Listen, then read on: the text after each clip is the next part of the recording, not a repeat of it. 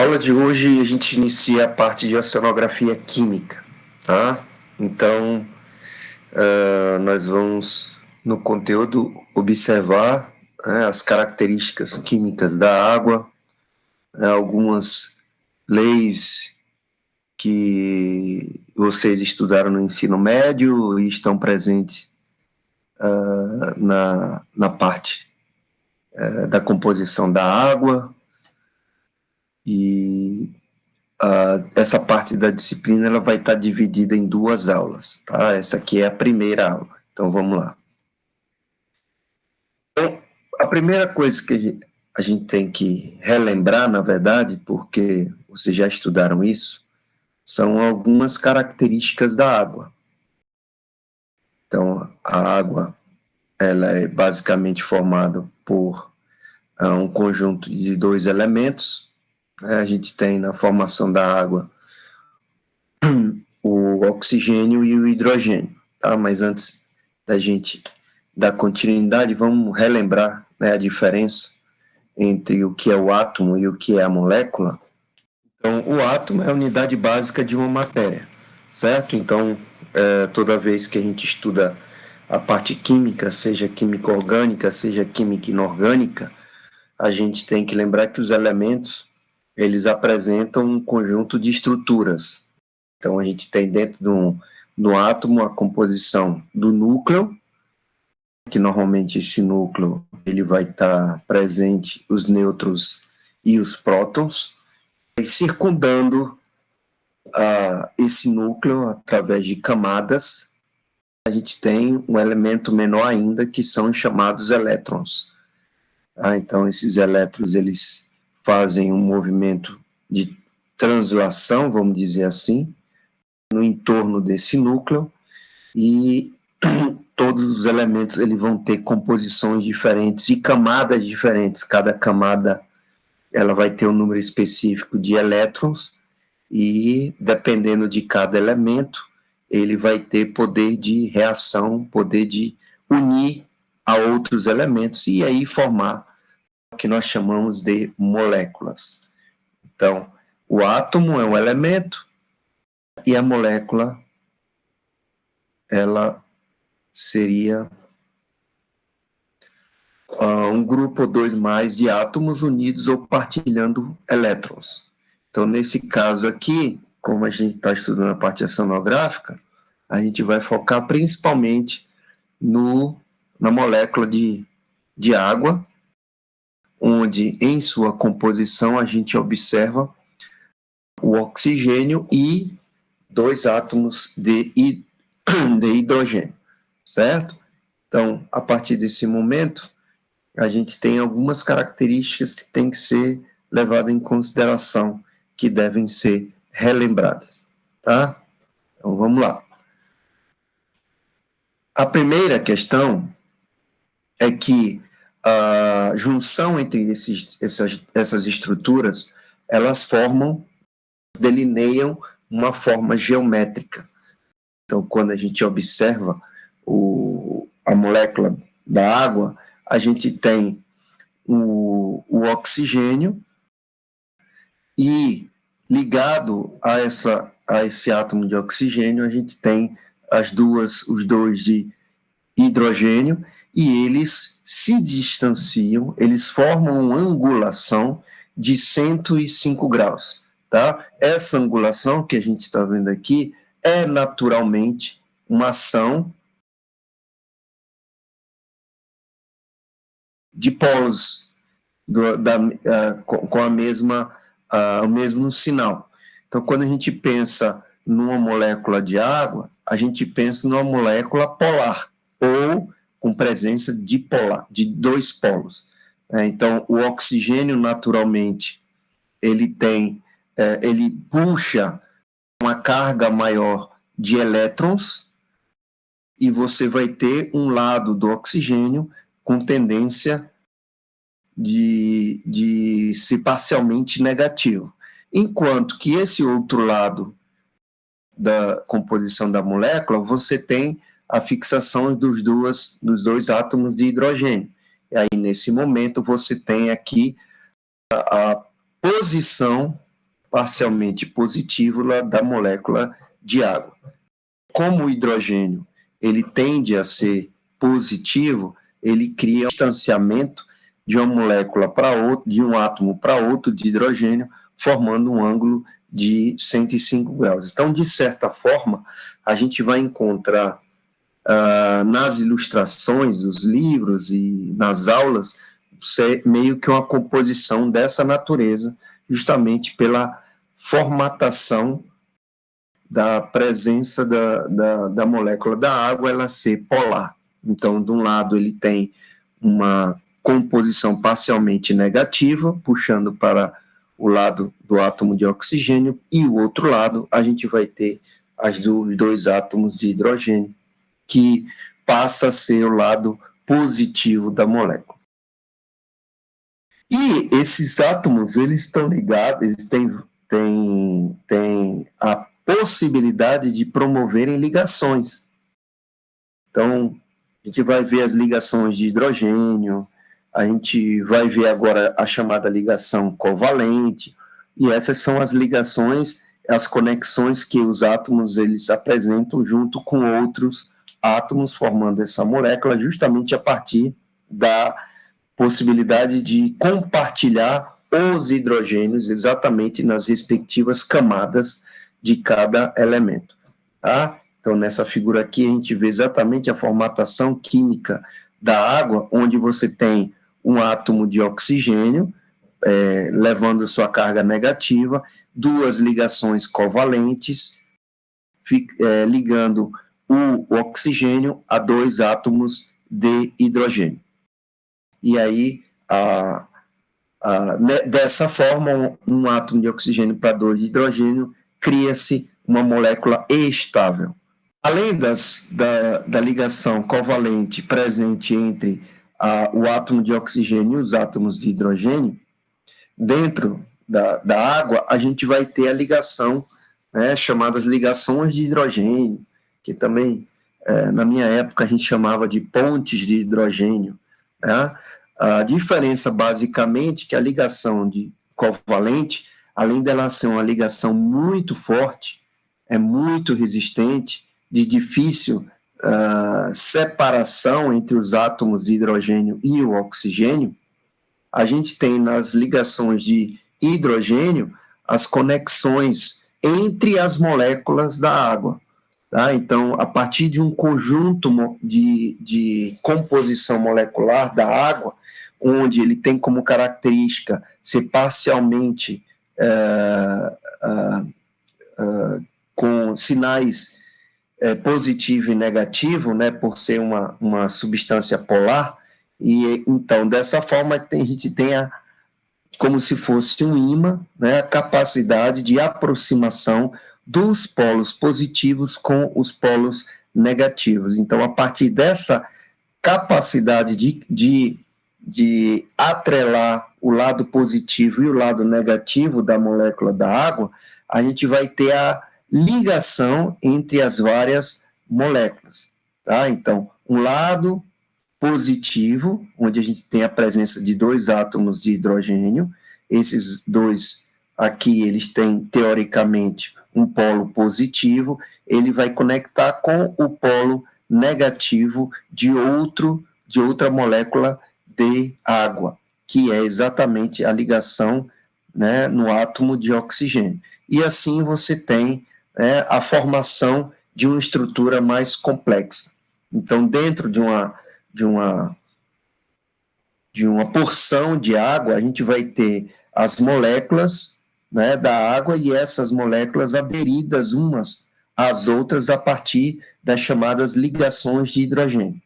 Outra diferença que a gente vê entre a ligação de hidrogênio e as ligações covalentes é que a ligação de hidrogênio ela é mais fraca.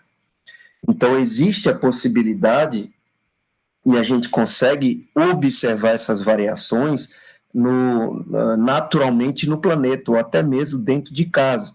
No momento em que você pega um volume específico de água e você incide sobre esse volume de água uma certa quantidade de calor, dá início a uma reação e a uma certa temperatura, você tem o rompimento dessas ligações de hidrogênio. Isso aí eu vou falar daqui a pouco, para vocês, na verdade, relembrarem, né? Então, sabendo que, em termos estruturais, a água, ela tem como característica ser uma substância polar, então ela tem relações de polos positivos e negativos, dependendo da disposição da molécula e suas relações com os átomos que constituem essa molécula, ela tem a capacidade de interação eletrostática, tá? Então, essa é a denominação da capacidade de atração das moléculas em função das chamadas cargas positiva e negativa dentro da molécula da água. Tá? Agora, imaginem a gente tendo esse volume em uma solução aquosa. E dentro dessa solução aquosa, você tem a inserção de um denominado soluto. Então, a gente sabe, por exemplo, na natureza, que a água ela é um solvente universal.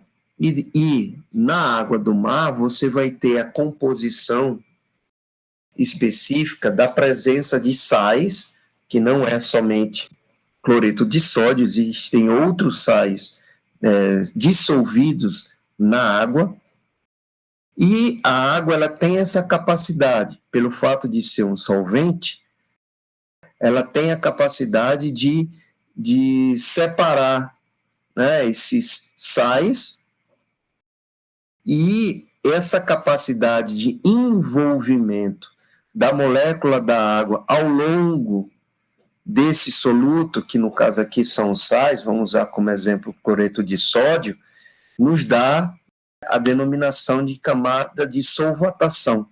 Então, o que seria a camada de solvatação? Como a gente pode ver, é a capacidade que as moléculas da água têm de se distribuir ao redor desse soluto, tá? E ela forma uma esfera tridimensional. Então, cada íon do cloreto de sódio, né, a parte positiva de sódio e a parte negativa de cloro, ele vai estar envolvido a partir das moléculas de hidrogênio, justamente pelas relações e ligações a partir dos polos respectivos, polos positivos e negativos da água e seus respectivos íons do soluto, que no caso é o sódio positivo e o cloro negativo, tá? Então a gente pode observar aqui na imagem exatamente a característica do cloreto de sódio, do sal, que é a presença, né, dos elementos aqui de cloro e sódio,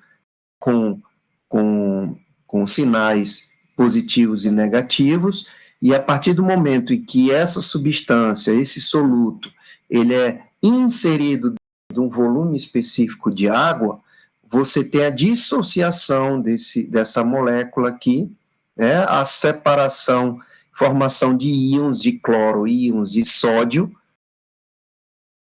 Essas ligações elas começam a ocorrer ao longo das moléculas da água. Então, se você tem o cloro, que é um elemento caracteristicamente por ser negativo, você vai ter o polo positivo da água, que são os átomos de hidrogênio, se ligando ao cloro. Tá? Então, você tem o íon de cloro hidratado. Então, é a presença do íon cloro envolvido por moléculas de água ligados à parte positiva da molécula da água, que é o hidrogênio. E na composição do íon do sódio hidratado, que é a parte do íon positivo do sal, como o sódio tem essa característica de ser positivo, ele vai estar ligado à parte negativa da molécula da água, que no caso, essa parte negativa, ela vai ser exatamente o oxigênio. Então, são ligações, camadas de ligação invertidas. Com o cloro, a ligação é feita a partir dos dois átomos de hidrogênio, e com o sódio, a ligação é feita a partir do átomo de oxigênio. Então, no planeta, em todas as composições dos oceanos, seja o Atlântico, Pacífico e Índico, a gente tem exatamente essa característica, né? Relembrando que não é exclusivamente a dissociação do cloreto de sódio, existem outras composições de sais dissolvidos na água ao longo de todo o planeta. Posteriormente, a gente vai falar sobre as características de concentração.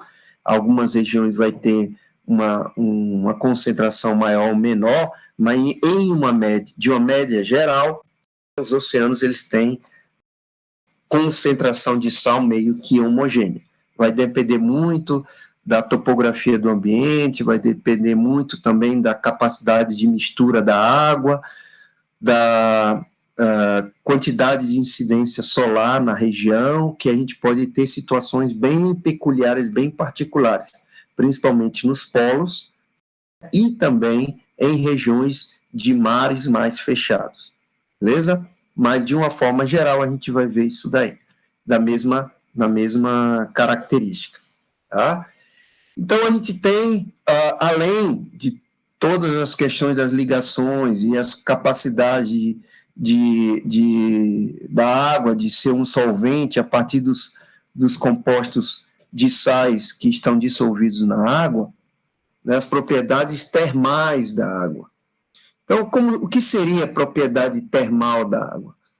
Lembro que no ensino médio a gente estudou sobre a capacidade que a água tem de solidificação, de entrar em estado de ebulição, de liquefação.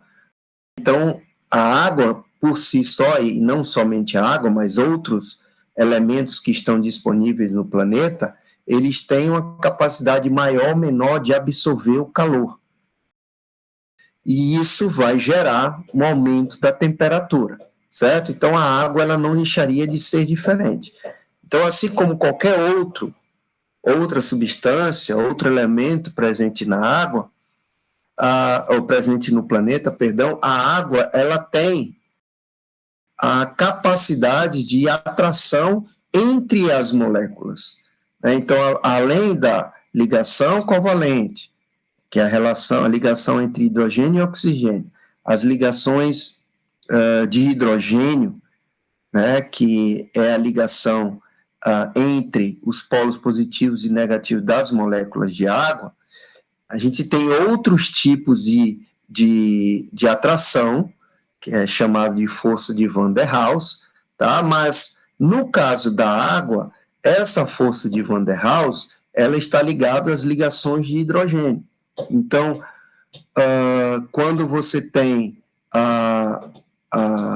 o hidrogênio, que é a carga parcialmente positiva, atraído pela outra carga negativa de outra molécula, que é a parte oxigênio, tá? Você tem a possibilidade dessas ligações serem quebradas. E essas quebras dessas ligações de hidrogênio, ela pode ocorrer a partir da emissão de calor. Só que essas ligações, que são chamadas de força de atração intermolecular, ela vai variar dependendo de um elemento para outro elemento. Então, por exemplo, quando você pensa na água, essa capacidade de atração intermolecular, ela é específica para a água. E se você compara, por exemplo, a algum metal, essa capacidade ela vai ser diferente. Se você compara, por exemplo, a outra estrutura, como, por exemplo, uma rocha, ela vai ter outra força de atração. Então, cada um tem uma capacidade diferente da outra. O que a gente sabe é que o calor, ela emite uma energia, essa energia é capaz de promover uma certa energia cinética, e essa energia ela pode ser grande o suficiente para que essas ligações elas se rompam, tá? Mas antes da gente continuar, vamos discutir um pouco sobre a diferença do que é calor e do que é temperatura. Muita gente confunde isso daí, tá? Então, o que é o calor? Calor é a energia dos movimentos da molécula. Então, se você emite mais calor, você está emitindo mais energia. E essa energia faz com que as moléculas se movimentem, vibrem mais ou vibrem menos. Se você emite mais calor, elas vão vibrar mais. E se você tira o calor, elas vão vibrar menos. Então, querendo ou não, você tem um elemento, uma substância, ela tem uma capacidade de energia cinética. E isso vai variar de uma substância para a outra, tá? E nessa situação, nessa análise, o estado natural da água, estado sólido, estado líquido ou estado gasoso, ela vai depender da sua quantidade de calor emitida a uma certa volume específico. Tá? Então, se você tem uma grande quantidade de calor sendo emitido a um respectivo volume de água, ela pode alterar o seu estado, né, de sólido para líquido, de líquido para gasoso. Então, calor é energia, tá? Calor, ela é energia cinética de uma substância, e a gente pode analisar esse calor pela relação da quantidade de 1 grama desse material aumentar em 1 grau. Então, quando a gente pensa nisso, a gente está pensando em caloria. Então, a caloria é a quantidade necessária, tá, de 1 grama de qualquer tipo de material aumentar em 1 grau Celsius. Tá? Muitas vezes a gente vê esse mesmo termo, caloria, relacionado à parte de nutrição, mas aí já não é uma caloria, tá? É 1 quilocaloria, é outra dimensão utilizada, beleza? E o que é a temperatura? A temperatura é a forma de medir, tá? Então, o calor é a energia e a temperatura é a forma de medir diretamente a chamada energia cinética dessas moléculas, tá? Então, a gente tem na água, né, e qualquer outro material, a capacidade de uma fonte emitir calor, e essa substância ela alterar os seus estados, e a gente tem a capacidade também de medir o quanto de energia cinética média, né, se encontra nessas moléculas dentro de uma substância específica. Tá? Então, de certa forma, a gente vai ter, basicamente, uma substância em 3 situações de estado: o estado sólido, o estado líquido e o estado gasoso, que isso vocês conhecem muito bem. Tá? Então, do estado sólido para o líquido e do líquido para o sólido, a gente tem a fusão e a solidificação. Do líquido para o gasoso e gasoso para o líquido, respectivamente, a gente tem a vaporização e a condensação. E a gente tem a chamada sublimação, que é o estado de mudança de uma substância qualquer, pulando, né, a fase líquida. Né? A gente tem sublimação do sólido para o gasoso. E a gente tem também a deposição do gasoso para o sólido. Essa denominação também é encontrada, certo? Então, vamos visualizar isso aqui. Então, a gente tem o estado sólido, onde vocês podem ver, né, a formatação das moléculas. Daqui a pouco a gente vai discutir um pouquinho sobre isso. Né, a forma hexagonal das moléculas de água, sempre quando ela se encontra no estado sólido, uma característica bem curiosa da água. Né? Depois você tem uma formatação variada das moléculas de água a partir do momento que ela se encontra no estado líquido, ou seja, com uma quantidade maior de energia cinética, e finalmente o estado gasoso, um distanciamento muito maior entre as moléculas de água. Tá? Elas se tornam mais independentes. E conforme você sai do estado sólido para o estado líquido, você tem a absorção de calor. Então, no estado sólido, ela absorve calor, varia a temperatura e passa para o estado líquido. E aí você continua com uma fonte emitindo calor, essa água continua absorvendo esse calor até não entrar no estado gasoso. E o contrário, no momento que, por exemplo, você desliga essa fonte, no momento que você desliga essa fonte de calor, você tem perda do calor, e aí aquele volume específico ele passa do estado gasoso para o estado líquido, do estado líquido para o estado sólido. Tá? Então, a gente vê isso tranquilamente no ambiente marinho, principalmente quando a gente compara, por exemplo, a região equatorial com as regiões subtropicais e polares do planeta Terra. Daqui a pouco eu vou falar um pouco sobre isso. Tá? A gente tem no planeta Terra áreas com maior evaporação ou evapotranspiração. Quando a gente fala de transpiração, a gente vê também nas regiões continentais. Evaporação é o processo da água, do estado líquido para o gasoso, porque você tem a emissão maior de calor de uma fonte de calor, que no caso é o Sol, agindo diretamente na região equatorial.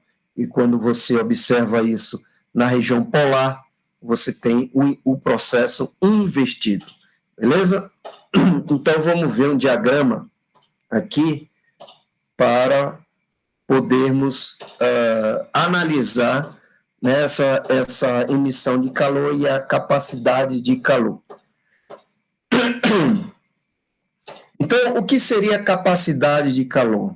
Né? Qualquer elemento, qualquer substância no planeta Terra, ela tem essa chamada capacidade de calor. A capacidade de calor é o calor requerido para aumentar a temperatura, né, de uma substância, de 1 grama dessa substância em 1 grau centígrado. Então, se a gente observa aqui as substâncias, a gente começa a verificar, por exemplo, a água pura, a lama molhada, o gelo, exemplo, o óleo, o ar, um pedaço de sal, areia quartzosa, granito, ferro e outros elementos, outras substâncias encontradas no planeta. O que a gente observa? A gente observa que alguns elementos, alguma substância, ela vai ter a capacidade de calor maior, que é o caso da água. A capacidade de calor que a água tem, ela é muito alta, é a capacidade que ela tem de absorver essa água para que ela mude a sua temperatura. Resumidamente, o que a gente pode dizer com isso é que a água ela tem muito mais capacidade de armazenar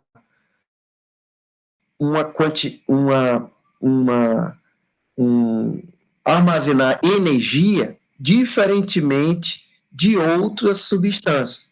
Então, por exemplo, se você pega um volume específico de água e ao lado você coloca uma chapa de metal e deixa esses dois elementos no contato direto da luz solar, e você espera daqui a 5 minutos e coloca a mão, qual é a substância que já vai estar variando a sua temperatura? Você vai perceber isso pela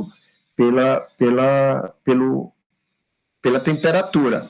Né? Mas se você não tem um termômetro, você vai perceber isso colocando a mão, que aí você tem água ou o volume dele é menor, certo? Então, graças a essa característica da água, da capacidade de calor dela ser alta, a capacidade dele de calor sendo emitido em 1 grama na água para mudar sua temperatura, é que a gente tem um equilíbrio, né, da temperatura no planeta Terra. Daqui a pouco eu vou falar sobre os efeitos termostáticos da água. Se a água ela não tivesse essa capacidade de calor tão grande, a gente praticamente não conseguiria viver na água, no planeta. Porque a água ela absorveria muita muita energia, e se ela não tivesse essa capacidade, a temperatura dela seria maior. De certa forma, é o que a gente vem vendo aí nas questões relacionadas ao aquecimento. Então, o aquecimento, você tem uma mudança da temperatura média dos oceanos, e vocês podem perceber nos artigos científicos que essa pequena variação da temperatura, ela gera uma modificação completa, né, na biota, no ambiente marinho. A gente vê corais, o processo de branqueamento de corais, a gente começa a ver alterações na capacidade reprodutiva de alguns organismos aquáticos. Então, né, a água, ela tem essa capacidade, mas ela tem uma capacidade limitada. Chega um dado momento que ela vai aumentar essa temperatura justamente por causa da ação, né, dos efeitos estufa, por exemplo, tá? E esse processo, ele está relacionado a dois tipos de calor, né, que a gente chama de calor sensível e o calor latente, tá? Então, vocês devem ter visto isso no ensino médio, né? O calor sensível, tá? É o que a gente vê com maior frequência, que é a variação da temperatura sem ocorrer a alteração do estado de alguma substância. Que estado? Estado sólido para o líquido, líquido gasoso e o seu inverso. Tá? Então, quando a gente tem calor sensível, a gente tem uma substância modificando a sua temperatura, mas não ocorrendo a mudança do seu estado. E a gente tem o calor latente, que é o momento em que aquela substância ela absorve uma certa quantidade de calorias, né, absorve uma certa quantidade de calor, e esse volume essa quantidade chega a um dado momento que é tão grande que ocorre a modificação do estado daquela respectiva substância. Como no caso, a gente está falando da água. Então, da mudança do estado sólido para o líquido, existe uma faixa de calor latente, uma faixa em que a água ela consegue absorver essa caloria até um dado momento em que as chamadas forças, lembra? Forças de Van der Waals, que no caso aqui são as ligações de hidrogênio, eles começam a se romper. Por quê? Porque aumenta a quantidade de energia entre as moléculas e elas se rompem, essas ligações se rompem e elas entram no estado de energia cinética muito maior. Então, ela sai do estado sólido para o líquido, a um certo calor latente, e do líquido para o gasoso da mesma forma. E o inverso também pode ser observado. Tá? Eu vou mostrar para vocês uma animação para a gente poder visualizar de forma mais efetiva. Tá? Então, a gente tem aqui a molécula de água, duas moléculas de água e as respectivas ligações.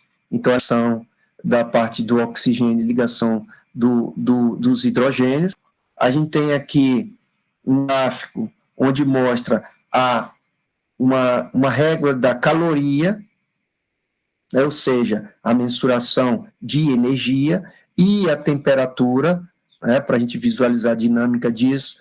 E a gente tem aqui a tríade dos estados da água: estado sólido, estado líquido, estado gasoso, vapor d'água da água. Beleza? Então, vamos emitir aqui, né, uma fonte de calor nesse gelo. Tá? Então, eu ligo aqui a fogueirinha e começa a derreter a água, certo? A gente tem ainda uma quantidade de energia onde essas pontes, essas ligações de hidrogênio ainda são estáveis, certo? Só que aí, observem, a molécula, inicia-se aqui uma emissão de energia, essas moléculas elas começam a vibrar, e o gelo aqui saindo de menos 40 até 0 graus. Continua, né, no estado sólido, mas inicia-se a movimentação entre as moléculas. Então, esse processo que a gente viu aqui, de mudança da temperatura, é o chamado calor sensível. Então, houve variação da temperatura. Beleza? Vamos lá. Chega num dado momento em que essa energia ela começa a ser, o calor começa a ser, a difundir naquele volume específico, e o gelo começa a entrar no estado líquido, começa a derreter. No momento que derrete, vocês começam a ver aqui as moléculas chamadas que a temperatura ela não se altera, continua a 0 graus até que todas essas moléculas elas rompam as ligações de hidrogênio. Então vamos lá, observem o gráfico. Observe o gráfico. Pronto. Chegou num dado momento em que basicamente quase todas as moléculas perdem as ligações de hidrogênio e todo aquele volume de água ele entra no estado líquido. Então a gente tem aqui nesse momento aqui, nessa faixa, o que a gente chama de calor latente. Então no calor latente é o momento da emissão de calor atuando sobre um volume específico de água, e você tem a modificação do estado daquela substância do estado sólido para o estado líquido. Então, nesse dado momento, a gente tem aqui aquela formatação hexagonal das moléculas de água, basicamente ela se perde, a energia cinética entre as moléculas é grande, mas não o suficiente para elas se distanciarem mais uma das outras, e aí a gente começa a ter a volta do calor sensível. Então, esse calor sensível é a absorção e a visualização, a partir de um termômetro, da mudança da temperatura da água do seu estado líquido até 100 graus centígrados. Quando chega a 100 graus centígrados, a temperatura ela estabiliza e começa a ter aquela absorção, né, do calor, chamado calor latente. Então, o calor latente está fazendo com que as moléculas ela entrem num estado absurdo de energia cinética, absorvendo até 540 calorias. Quando ela absorve 540 calorias, a gente tem a mudança do estado líquido para o estado de vapor. Tá? E aí você tem aqui novamente a faixa do calor latente para o estado de vapor muito maior do que o do estado sólido para o líquido. Então, o calor latente do sólido para o líquido é muito maior do que do líquido para o gasoso. Até um dado momento em que as moléculas estão totalmente independentes uma das outras, volta ao calor sensível até uma determinada temperatura. E o inverso, a gente pode observar, você tem agora, o inverso seria a retirada dessa fonte de calor, e no momento que você retira essa fonte de calor, você tem o processo se invertendo aqui no triângulo, ou o processo que está mostrando aí é o processo de sublimação. Você tem uma certa, um procedimento específico do estado gasoso diretamente para o estado sólido, você tem uma modificação aqui de retirada de 680 calorias. E nessa situação você tem a deposição, ou seja, o estado gasoso sendo alterado diretamente para o estado sólido. Tá? E aí do gás, ele se une, as moléculas se unem, né? As ligações voltam a ocorrer, ligações de hidrogênio voltam a ocorrer entre as moléculas, e a gente tem aquele estado mais estável das moléculas, visualizando um hexágono aqui, como vocês podem ver. Tá? E aí você tem a situação agora sendo invertida. Tá? Você tem a emissão de calor, tá? E depois você tem aqui a perda de calor, 540 calorias, e depois você tem do estado líquido mais perda de calor, né, do estado líquido para o estado sólido. Beleza?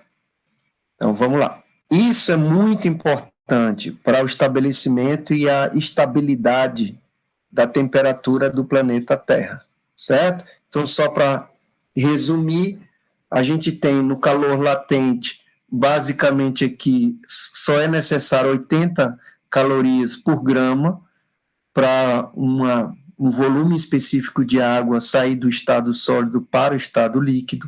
Agora, do estado líquido para o estado vapor, a gente tem que ter, né, uma quantidade muito maior de calor por grama, de 540. Beleza? E aí, todas essas características que a gente discutiu até agora, relacionadas às ligações, principalmente as ligações de hidrogênio entre as moléculas, essa capacidade de absorção de calor da água, né, essas características que a gente observa na água, elas refletem nos oceanos. Então, existe o chamado efeito global termostático. Então, o que seria isso? É uma estabilidade da temperatura da água, na verdade, a estabilidade da temperatura do planeta a partir dessas características da água. Tá? Então, essas propriedades que a gente viu, elas servem para que as variações das temperaturas, né, as mudanças da temperatura do planeta, elas sejam feitas de forma moderada. Se não fosse isso, a gente teria variações abruptas e grandes variações da temperatura ao longo do planeta. E isso acontece por quê? Justamente porque, primeiro, o planeta ele tem uma capacidade de transferência de energia. Então, se você, daqui a pouco, nas próximas aulas, eu vou falar sobre os movimentos do planeta, né, os movimentos de rotação, o efeito de Coriolis, e a gente tem, a partir desse momento, quantidades de volumes de água se deslocando ao longo dos oceanos, seja ele no estado líquido, seja ele no estado gasoso. Então, o que acontece? A gente tem basicamente duas faixas.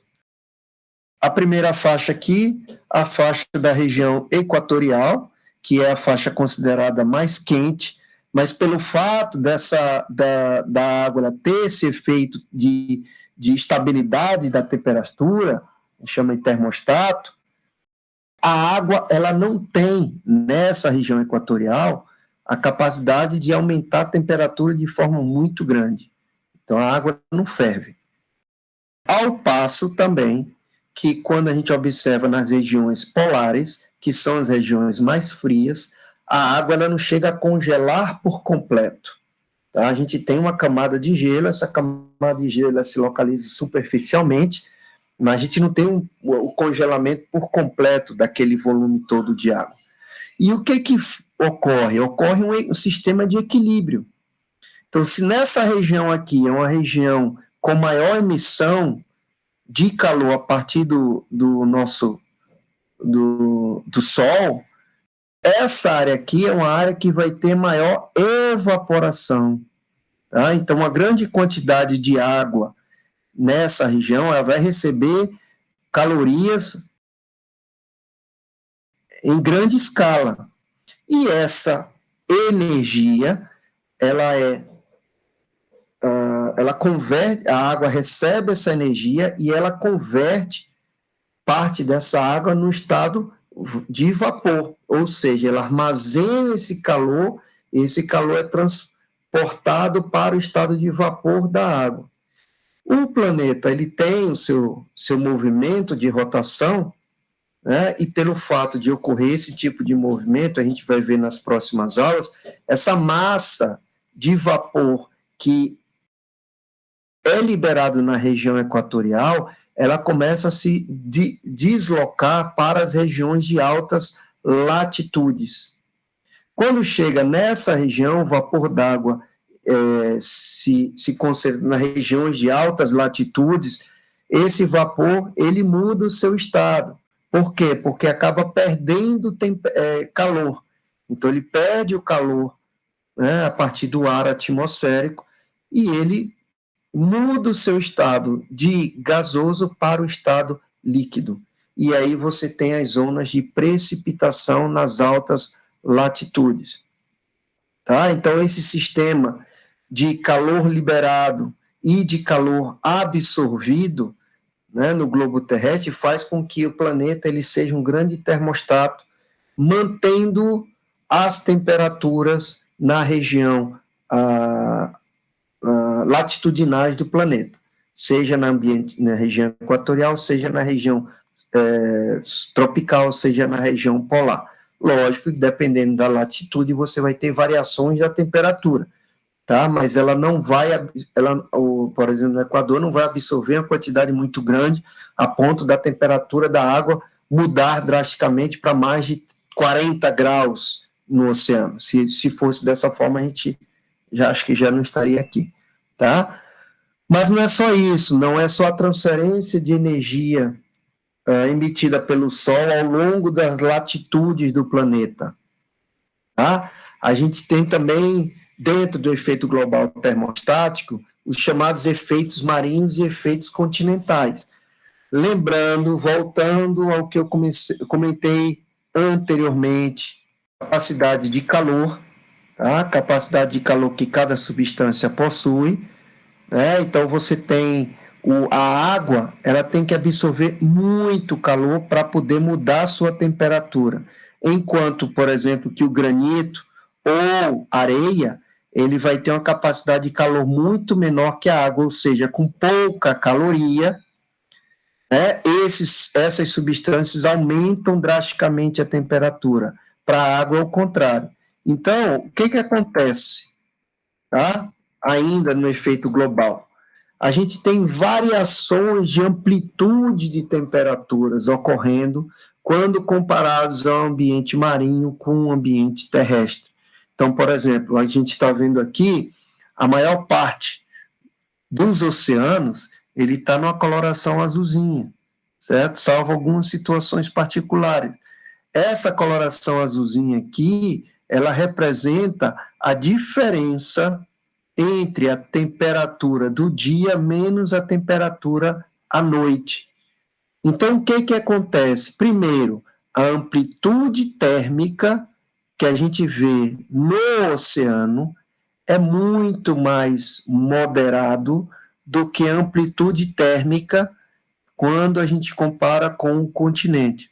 Então, no continente, ele recebe calor, recebe essa energia, e ocorre uma variação da temperatura muito grande, justamente pela baixa capacidade de calor. Tá? Então, se você vivesse no ambiente marinho, você ia observar uma pequena variação da amplitude de calor ao longo do dia, diferentemente para o ambiente continental. A gente tem uma grande amplitude. Basicamente, aqui o Brasil, a gente tem aqui, ó, no Brasil, quase todo laranja. Laranja significa, né, a diferença de dia para noite maior. Amarelinho mais aqui no centro, mas diferente completamente do azul que a gente vê aqui no oceano. Então, as amplitudes de temperatura, ela é muito maior quando comparado ao continente, diferentemente do oceano. E isso por causa da capacidade de absorção de calor que cada substância tem, e a capacidade da água ela é muito grande, tá? E aí, uma característica que eu não sei se vocês perceberam já uma vez, não sei, quando vocês entram na água de noite, a sensação térmica da água à noite, né, no início da noite, é como se a água fosse mais quente do que o ar, justamente por causa dessa capacidade de calor. Então, ela vai absorvendo, absorvendo, absorvendo, absorvendo, absorvendo, e quando você vai mergulhar de noite, o ar está mais frio do que a temperatura da água. É exatamente isso. Isso também gera outros reflexos, não sei se vocês já perceberam.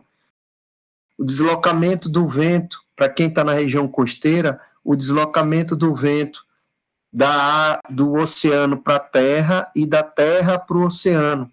Né? Então, você tem um reflexo dessa capacidade de absorção da água e do continente, gerando modificação do deslocamento da massa de ar na superfície. Então, se você tem a Terra esquentando mais durante o dia, porque é da capacidade térmica, essas massas de ar elas vão se deslocar mais para cima, e aí você vê o vento do oceano incidindo na Terra. E de noite você observa exatamente o contrário. Tá? Então, de uma forma geral, essa capacidade de ser um termostato, né, de manutenção da temperatura do globo, ela passa por esses dois processos que a gente acabou de ver, as propriedades de transferência de energia, né, na região equatorial para os polos, e também esse equilíbrio que ocorre do oceano, de ser um ambiente mais moderado em termos de temperatura, pela sua capacidade térmica, capacidade de absorção de calor. Beleza? Então, está aqui uma figura melhor para a gente ver. Isso aqui que vocês estão vendo, nessa regiãozinha aqui, um pouquinho azul escuro, teoricamente eu acho que isso aqui é a região do estado do Rio de Janeiro, né? Naquela cidade próxima aqui é Cabo Frio. Cabo Frio tem uma área de ressurgência muito grande aqui, então aqui a gente tem uma bolinha de azul mais escuro, né? E a ressurgência tem como característica ser um local de águas mais frias, que é a água oriunda do fundo oceânico, tá? E aí, falando sobre a parte química ainda, sobre as densidades. Então, ainda há pouco nós discutimos que a água ela tem capacidade de ser um solvente universal. E existem sais, que esses sais, posteriormente eu vou explicar, teoricamente, de onde vem, mas é a ação do intemperismo, das rochas, e esse material acaba se concentrando no ambiente marinho, dissoluindo, né, como é um soluto, ele se dissolve, né, entre as moléculas da água. Então, a gente tem a presença desse sal no oceano promovendo a alteração da densidade da água. Então, tendo a ideia de que a densidade da água ou a densidade de uma substância é a relação da massa dividido pelo volume, que pode ser medida em gramas por centímetros cúbicos, se você tem uma substância, né, com grande quantidade de massa, você vai ter alta densidade, tá? Então, a massa está diretamente relacionado com densidade, enquanto que o volume ele é inversamente proporcional à densidade. Então, grande quantidade de massa, a densidade aumenta. Então, quanto maior massa, maior a densidade. Tá? E quanto maior o volume, menor a densidade. Tá? Então, o volume ele é inversamente proporcional à densidade.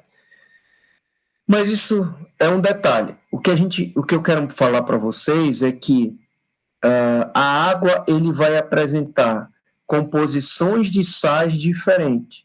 Então, o oceano ele vai ter uma característica de ser uma água com maior densidade, justamente porque vai ter o sal dissolvido nessa região, enquanto que a água doce você vai ter uma densidade menor. O que é mais fácil? É mais fácil você nadar na água do mar ou você nadar no rio? É mais fácil você nadar na água do mar, porque a água do mar ela é mais densa. Sendo mais denso, você tem um maior empuxo e aí você fica boiando mais facilmente na água do mar. Ao passo que na água doce você tem uma situação um pouco diferente, tá? Então vamos lembrar dessa relação da densidade da água do mar. Então a água do mar ela é densa, tá? A gente tem que lembrar também que a densidade ela tem uma relação inversamente proporcional à temperatura. A gente chama isso de contração termal. Então, quanto maior a temperatura, menor a densidade. quanto menor a temperatura, maior a densidade. E a gente vê isso na água do mar. Então, por exemplo, quando eu estiver falando sobre a parte de oceanografia e as suas massas de água, eu vou comentar, por exemplo, que existe uma massa que ocorre aqui na América do Sul, que é a ACAS, a Água Central do Atlântico Sul. Ela é uma água que ela tem como característica ser uma água mais salina. Então, a quantidade de sal é maior. E a água ela é mais fria, tá? Então, pelo fato dela ser mais fria, a densidade, ela é a temperatura menor, a densidade maior. Então, se a temperatura é mais fria, a sua densidade aumenta. Então, quem é mais denso? Uma água mais fria ou uma água mais quente? A água mais fria. Então, a gente vai ter massas de águas profundas, que é o caso dessa ACAS, agindo aqui na plataforma sudeste e sul do Brasil, enquanto que a água da região superficial é a água mais quente, então ela se torna menos densa do que as águas mais frias. Beleza? Nas próximas aulas a gente vai falar sobre isso. Então, existe a relação, né, da densidade em relação entre temperatura, relação da salinidade e relação com a pressão. Tá? Por que eu quero dizer isso para você? Porque a gente tem, tá, na água, seja a água do mar, né, mas seja também uma água na sua forma pura, a sua variação da relação com temperatura e densidade. Então, vamos ver esse diagrama aqui. Então, aqui no eixo Y, a gente tem a variação da densidade em gramas por centímetros cúbicos, enquanto que no eixo X, a gente tem a temperatura, sabendo que a temperatura ela vai reduzir, né, da direita para a esquerda. Então, à esquerda aqui a gente tem 0 menos 2 graus, e à direita aqui a gente tem 20 graus. Então, vamos ver 5 situações. Situação A, B, C, D e E. Tá? Sabendo que a linha verde é um líquido típico, um líquido qualquer, e a sua variação a variação da densidade ao longo da temperatura, então, conforme a temperatura vai diminuindo, a temperatura diminuindo, para o lado esquerdo, a densidade vai aumentando, né? Conforme eu comentei ainda há pouco, é inversamente proporcional, chamada contração termal. Temperatura aumenta, densidade diminui, temperatura diminui, densidade aumenta. Temperatura diminui, densidade aumenta, isso de um corpo líquido qualquer. Agora, em vermelho, a gente tem a água. E vamos observar o que a gente está vendo, tá? Então, o primeiro ponto, A, é exatamente a água a 20 graus Celsius, onde a gente tem a água no seu estado líquido, com certa quantidade de caloria aqui dentro, e se tem caloria, a gente tem energia nesse volume específico de água, fazendo com que ocorram as ligações de hidrogênio, mas elas têm energia. Se tem temperatura, ela vai ter energia em maior quantidade, comparado do ponto A para o ponto B. Então, se tem energia, reduzindo do ponto A para o ponto B, você tem aqui o aumento da densidade. Então, 0,9982 a 20 graus, tá? E 0,9991. Então, o aumento da densidade na redução da temperatura, mas continua a 15 graus, continua no líquido. Então, vamos continuar visualizando a linha vermelha. Então, continua tendo aumento da densidade na redução da temperatura, até o momento do ponto C, que representa 4 graus. Então, você tem 4 graus, uma água já fria, mantendo o seu estado líquido, tá?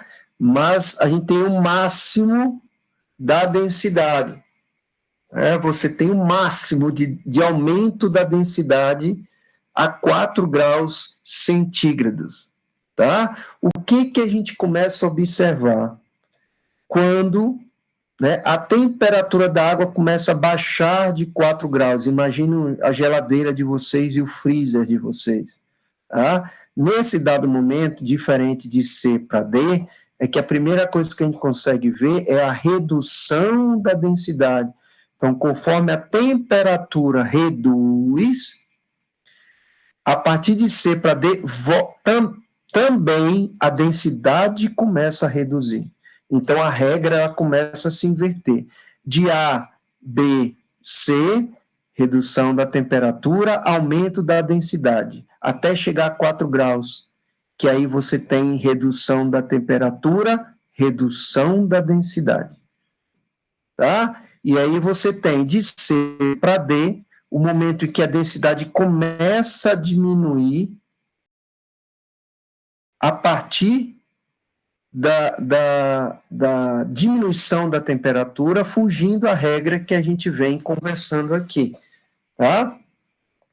Até um certo momento em que você tem a 0 graus aqui, ó, lembra do calor latente, né? Calor latente aqui, no caso, a perda de calor, né? E aí, nesse momento, você tem a água saindo do estado líquido para o estado sólido, e aí você muda, além de mudar o estado, você tem uma situação de mudança abrupta da temperatura, da temperatura não, da densidade. Então, aqui você tem 0,9 alguma coisa, 0,99 de densidade por grama por centímetro cúbico, e aí você tem uma mudança abrupta aqui para 0,91, ou seja, quando a água entra no estado de 0 graus de temperatura, você tem uma redução abrupta também da densidade da água, tá? E aí, nesse dado momento, você pode diminuir mais ainda a temperatura, que a água ela se mantém na mesma densidade. Agora, imagine o inverso, né? O inverso, a água descongelando, né? Você tem aqui um volume específico de água, né, com densidade de 0,917 a 0 graus, depois você começa a emitir um calor, essa temperatura começa a aumentar, e quando você tem um aumento aqui, você tem o aumento do volume da água, tá? E aí, conforme no ponto C, inicia a regra a 4 graus, conforme a temperatura vai aumentando, a densidade começa a diminuir. E isso acontece por quê? Tá? Na aula de hoje, a gente começou a aula falando sobre a forma de relação entre os átomos da molécula de água. Então, os átomos da molécula, a gente tem o oxigênio e 2 átomos de hidrogênio que estão distanciados a uma angulação de 105 graus pelo estado de repulsão da natureza do hidrogênio. Beleza? E aí, imagine essa formatação em um conjunto molecular. Quando você tem um conjunto de moléculas da água, você tem, num estado, né, líquido, você tem eles formatados aqui num hexágono, certo? E aí, chega num dado momento que a perda de energia é tão grande que você tem, do estado líquido para o estado sólido, uma formatação de um hexágono e onde ocorre um distanciamento entre as moléculas. E, logicamente, se aumenta o distanciamento das moléculas, você vai ter um aumento, né? Você vai ter um processo de expansão do distanciamento entre essas moléculas. Onde você vai ter mais moléculas. Observem aqui a quantidade de moléculas nesse quadro, no estado líquido, e a quantidade de moléculas nesse quadro aqui no estado sólido. Você tem um processo de distanciamento e eles têm uma formatação, uma figura de forma hexagonal. Então, você tem, nesse momento de solidificação, as moléculas se distanciando e reduzindo a sua energia, então elas ficam paradas, distanciadas uma das outras. E aí você tem a mudança aqui da densidade, diminuição da densidade, aumento da temperatura, e como é que a gente vê essa questão da forma hexagonal? A melhor visualização da natureza, da forma da água, é observando exatamente um floco de neve. Então, todo floco de neve ele tem essas características aqui, ó. Então, o floco de neve, primeiro, ele é originado a partir de uma poeira. Então, a partir de uma poeira no espaço, no ar atmosférico, ele vai ter o acúmulo de água no entorno dessa poeira, e você tem aí, nesse momento, o congelamento. E aí, no congelamento dessas moléculas de água, ela forma um hexágono aqui. 1, 2, 3, 4, 5, 6 lados. E conforme vá acumulando água, eles vão gerando essas pontas